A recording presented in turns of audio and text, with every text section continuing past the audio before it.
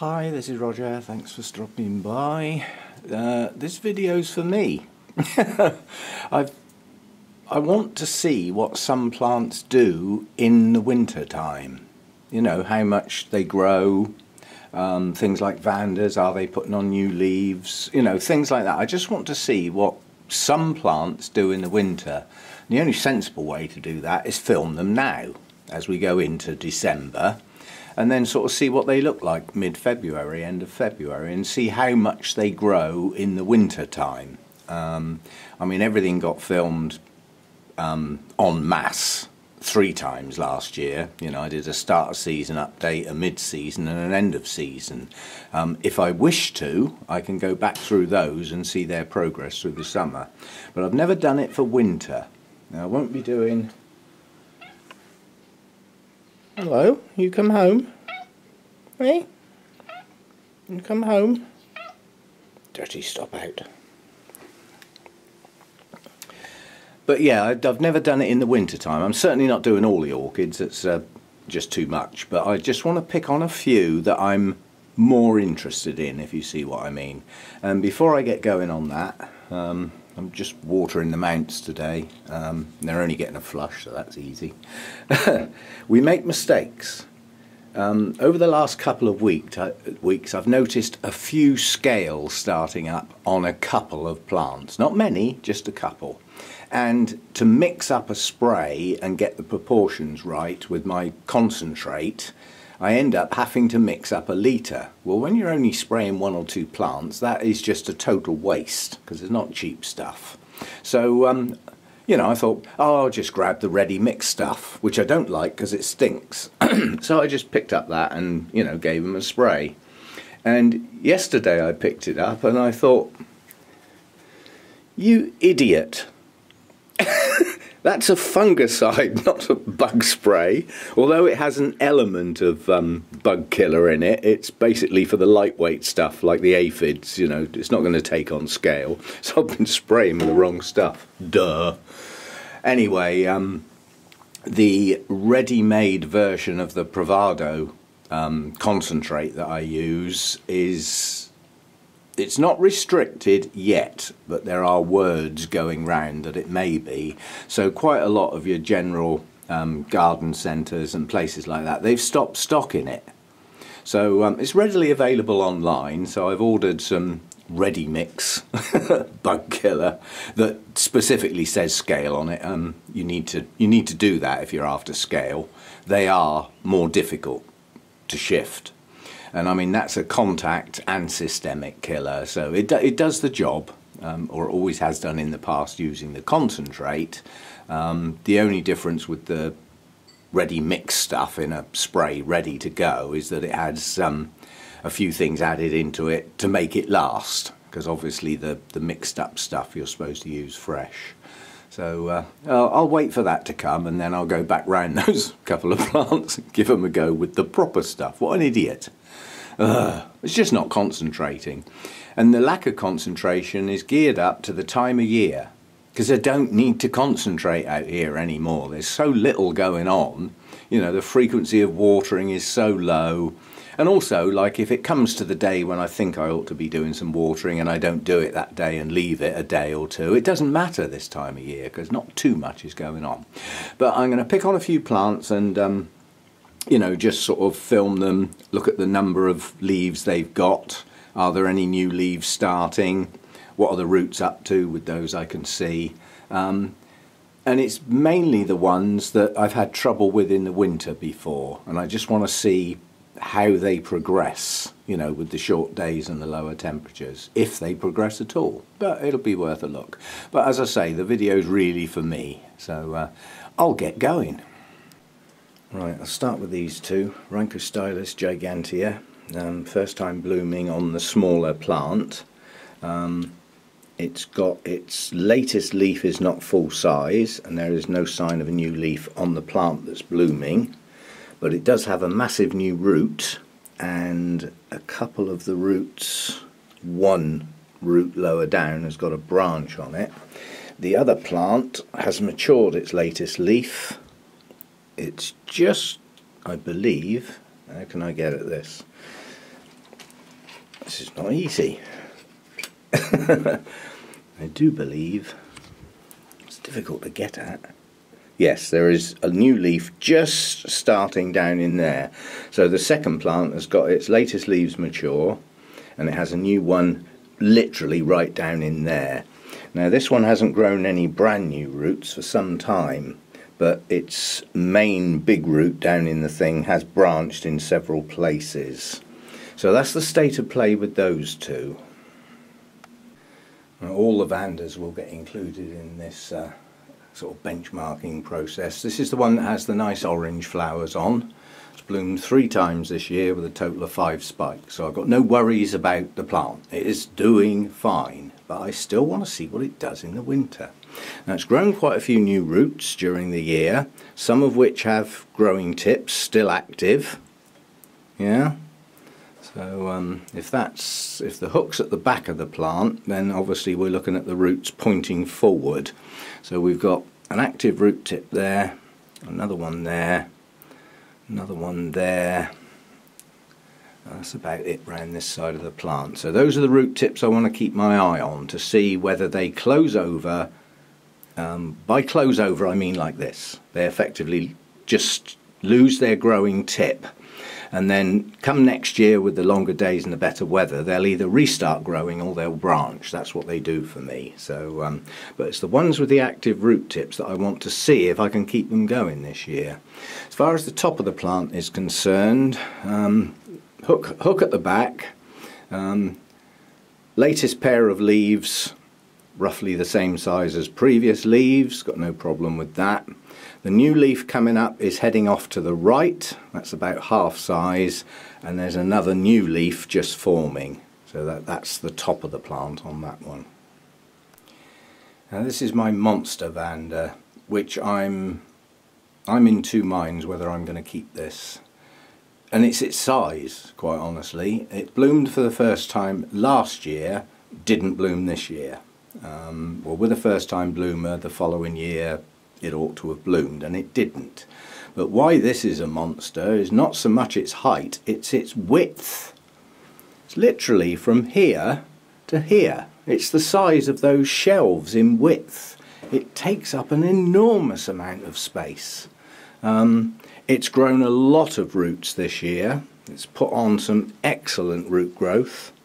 And many, I'm not going to try and count them or look at them individually, but I would say most of the new roots on this plant still have their active growing tips. That's what I want to see if I can hold for this year. Top of the plant on this one, latest matured leaf, this is with the hook at the back, so latest matured leaf off to the left, as big as the others, I'm happy with that.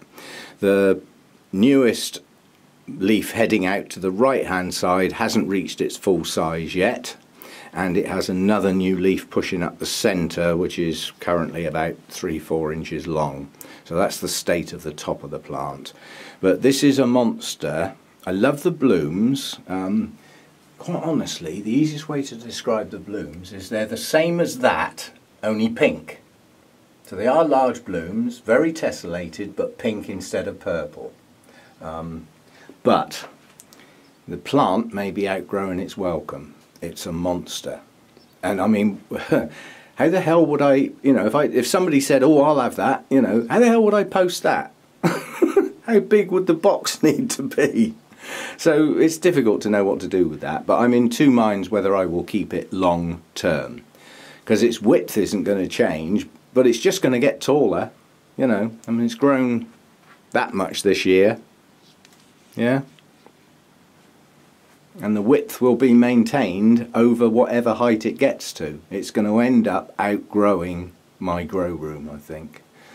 So I'll wonder what to do with that one. I might think about putting it in the Wessex Orchid Society auction next year on the grounds that they pay reasonable prices at their auction. The Bournemouth Orchid Society is a rubbish auction. You know, there's plants going there, nice healthy plants in perfect order, and they're lucky to get £2 or £3 for them. It's outrageous what people are prepared to pay. But what I think it is at the Bournemouth Orchid Society, there are a lot of very long-term growers that have specialised over the years. So unless anything comes up within that specialisation, they just don't want to know. And, you know, plants are selling for next to nothing. Whereas at Wessex, people are willing to pay a reasonable price. And I think it's because there's a lot more people building their collections up. That's the difference. But that would be the only place I could get a reasonable price without having to pack it and ship it. So that's probably what will happen. Right, I can knock these three out together. I've got 2 Vanda seedlings in the collection that I haven't decided whether I'm keeping these or not. There's no way of finding out, given that they're quite complex hybrids, how big they need to get before they're blooming size. And quite honestly, they are both probably quite a long way off. This one's pushed out good roots this year, and it still has growing root tips. That's important because that's something I'm experimenting with this winter, which is keeping them hydrated as far as the roots are concerned. At the top, it's got a mature leaf, one that hopefully is still growing, otherwise it's a bit short, and a new leaf coming in the top. So that's that one. Get out of the way, go up there for a minute. My other little bare rooted one, it's actually got a tag on it, that one. Again, it has root tips that are still active. Root growth this year has been very good.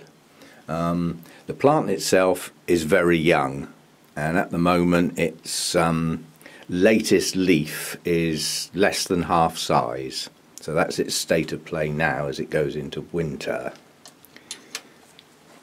This one is the Rancoredes Bangkok Sunset. I think that's what it's called. I'm not mucking about. Rancoredes, yeah, Bangkok Sunset fragrance variety. Hasn't bloomed for me. It came with a poor quality spike on it that didn't last that long, and it hasn't bloomed since. But it obviously is blooming size, or it wouldn't have had a spike on it. This is a very, very poor rooter. All the roots that it came with had breaks in them, and the bottom parts of those roots died off. That left no growing root tips whatsoever. Nonetheless, the ones it's still got hydrate. It's grown one new root this year, very, very slowly, and that's a branch rather than a brand new root. Very, very slow rooter. State of play at the top. It's got a leaf. If we have the tag at the back. The leaf to the right at the top is just coming up to full size, and the other leaf is relatively new. Now that's about a third of its predicted size, so we'll see what that does through the winter. I don't think it's going to do too much because it does need higher temperatures. Most of the Vandas do, really. They do suffer a bit in the winter, but we'll see how it progresses over the next 3 months or so. Right, bucket time for those three. This is something I'm doing different, which I'm hoping I can see the effect of, is that during the winter last year, although the Vandaceous types like this got put in the bucket, they got a quick dunk. They didn't get left to soak. And also I went down to doing it about once a week, and a lot of the growing root tips closed over. So they effectively stopped growing. And as such, it took them a while to get going again in the spring, which I think is a built-in delay in their growing season, because you're delaying the start of the root system. So this year, the maximum time between waterings is 3 days, and if we get sunny days and get a bit of heat in here, then it's every second day, and they're still getting a proper soak, not just a quick dunk. Now this is an unusual dunk at the moment because I've just changed the water, so this is their only time that they get a flush in effect. And I still leave them to soak as normal, but then I give them a quick slosh up and down in the water so that if there is any build-up of feed on the root systems or anything like that, which is highly unlikely, but if there is any, it gets a wash. yeah, and that only happens when I change the water. So there's no feed in this water today, it's just RO water. It gives them the chance that if there is any build up, it just gets slooshed off basically, and then we start again next time I water them with some feed. And lower level feeds for the winter, TDS of probably about 250 to 300. Now that they're going to slow up a lot, so they're not going to use anywhere near as much. But Vandas are classed as high feeders. You know, in the growing season, I'm using a TDS reading of like 400. You know, which for me that's as high as I ever go. Once I did 450, but that was a mistake because I oversplooped the feed and couldn't be bothered to adjust it. But yeah, that's a relatively high feed level for me. But in terms of high feed levels, it's not. You know, some of the people I know are feeding at 600 or 700 parts per million for Vandas, but then they don't feed every time. That's the difference, really. High feed levels at every watering, yeah, you're pushing your luck. You may get some root burn. It's a very, very delicate balance. But if the feed levels are lower, I can feed at every watering with no fear of burning the roots. So that's the way I work with my Vandas. But lower feed levels when they're not growing as much. They're not going to use it. There's no point in putting it in there if they're not going to use it. I just add a bit on. This was a couple of people asked this. They said, you know, if you're using your RO water, it was at the time that pH was a big discussion and things like that. They said if you're using RO water and your pH is 7, isn't that a bit high? You know, recommended pH of 6.5 to down to 5.5, although I don't go that low. And I hadn't thought about it before then, because if I'm using the clean RO water, it's because I'm flushing. And the pH is relevant to nutrient absorption.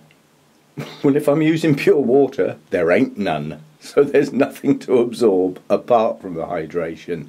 So apart from getting the pH way out of the range, you know, far too acidic or far too alkaline, I just don't worry about it. 7 is a little high for orchids, but it's pure water. I'm not worried about, you know, I'm not worried enough to adjust it down. Let's put it that way. So that's what I do for flushing. I just use the RO water. Okay, this Vanda's on its second bloom spike at the moment. This one had something unusual happened. It actually pushed out 2 blooms from the same node. I've never seen a Vanda of this type do that before. It did mean they were upside down, but I'll live with that. Right, this one has some active root tips, but not that many. So I'm more concerned about the top of the plant on this one. And again, with the hook at the back, the latest 2 full-size leaves, followed by this one pushing on, that's about half size, and another new one just starting. So we'll see how much growth we get on that during the short days and lower temperatures, but it will still continue to grow. I just like to see how much growth I actually get in the winter. So that's that one. The last of the Vandas, this is the big bluey one. This one has actually got a tag. I doubt if you can read that, but it's got a name about 8 foot long. It takes up both rows on the tag. This one still has a few active growing tips on the roots, not many. Now I'm beginning to wonder whether how much I hydrate the Vandas makes no flipping difference to those roots stopping growing. It could just be that the short days and the much lower temperatures are what stop the roots growing, and the amount of hydration they get makes no difference, but this will be the winter to test it anyway. Second time blooming, and going on into the winter, that's good. As far as the top of the plant is concerned, the highest leaf on the left is matured. The highest leaf on the right is about 2/3 of the way to its full size, and the latest leaf is probably 2.5 inches long. So that's its state of play, you know, as it goes into true winter. So we'll see how much growth we get on that one. Now these 4 are relatively recent acquisitions, so they haven't long been put in their in their pots. They were all effectively, you know, bare rooted and put in the holy clay pots at the time I got them. This little one here, sorry it's got no tag on it, and I know what it is. I don't need to rush off or anything like that. I know what it is. It's in my notes with a description, but I have no worries about that one. It's got a new growth coming, and even if that new growth doesn't get to its full mature size, with a root system like that pushing out, subsequent growths will be fine. I've got no worries about that one at all. This one will be okay, he says bravely, but its new growth rotted off not long after being repotted. Yeah, but it is producing new roots, but there are no signs on this one of any more new growths. So I'm patiently waiting with that, but it is producing new roots, not a bundle of new roots, but some. So we'll see how that one gets going. That's actually got its tag in it. The name's so long it falls off the end of the tag. I presume that's in focus. It's basically a cattleya. It's Cyan Yu Red Pearl Red Dragonfly. I wonder what colour that will be.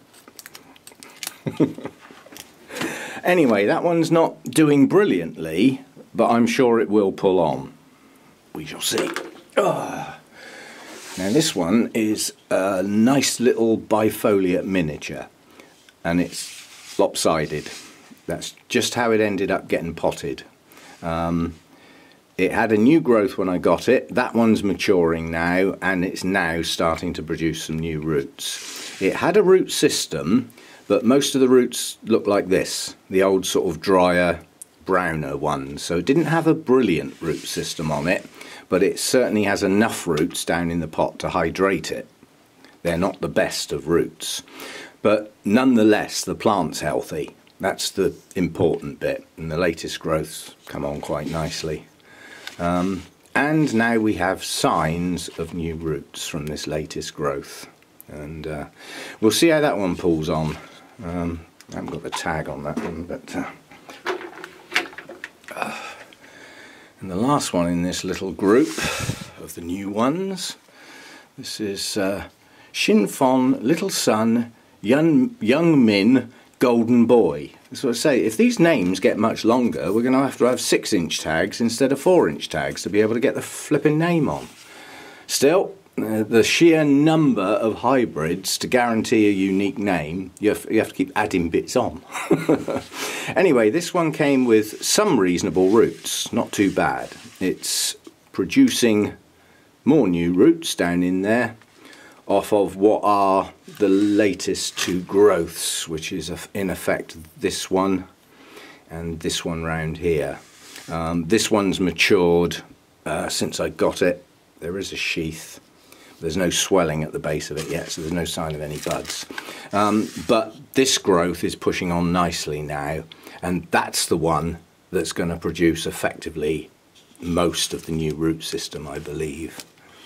There's an eye there that might push on. We'll keep our eye on that. But this is the important one. How well is this going to grow through the winter months? And also, is it going to actually produce buds from that sheath? We'll have to wait and see. But it's a nice plant. It's a healthy plant. It's got good leaves on it. Pleased with the plant overall. But this is what I'm after. What does that do through the winter months? Well, this once was a huge plant on a mount, and effectively scale ate it.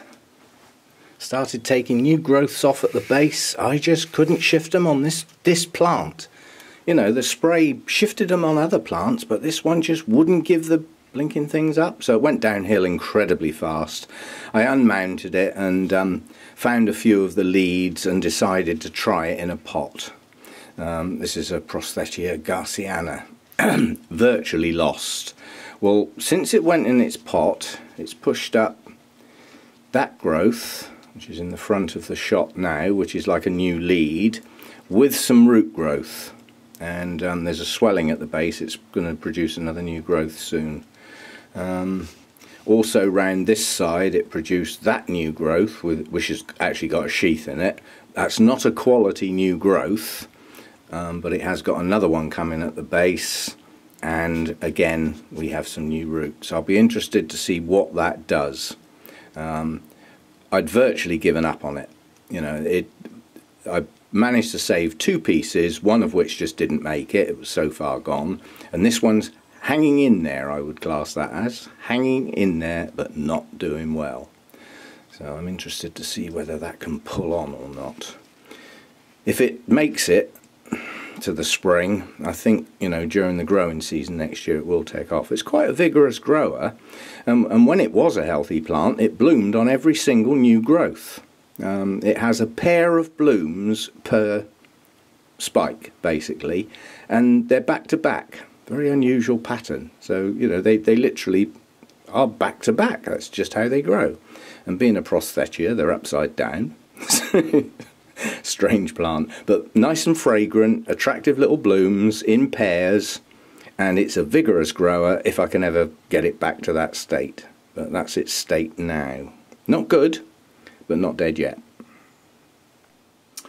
Now this one has literally only just been repotted. It was the huge mounted Cattleya that lived there that, you know, really wasn't doing that well and didn't seem that successful on the mount. So I took off the leads and put them in the holy clay pot. So that's only just happened. So I wouldn't expect immediate results from the repotting and unmounting. But the things to watch on this one are the latest growths, obviously. And we've got this one here, yeah, which is just opening its leaf, and that should produce some roots at the same sort of time. And the other new growth is this one, effectively, which does have a sheath. I wouldn't expect that to bloom. Quite honestly, this Cattleya produces sheaths on most of its growths, but I haven't had any blooms on this for an incredibly long time. It was an infected plant, and when I unmounted it and potted up the 2 leads in here, rhizome was checked and those parts of the plant were clean. So it's now got a clean start, hopefully. You can never guarantee it, but I'm pretty certain. And that's rose, it's an SC, which is probably the Sophronitis that was in it has been reclassified as Cattleya. So it's probably now just Cattleya Rose Pixie Pinafore. You have to bear in mind a lot of this renaming, because of the consequences, certainly at the RHS, the original name is allowed as a synonym. Yeah? So, you know, you can sort of keep the old name. Well, with me, I keep the old name anyway. Unless there's a very, very good reason, like going to a show or something, then as far as I'm concerned, what it's called when I get it is what I know it by. And if its name changes, tough. But if they ever have to go to a show, I have to bear that in mind, obviously.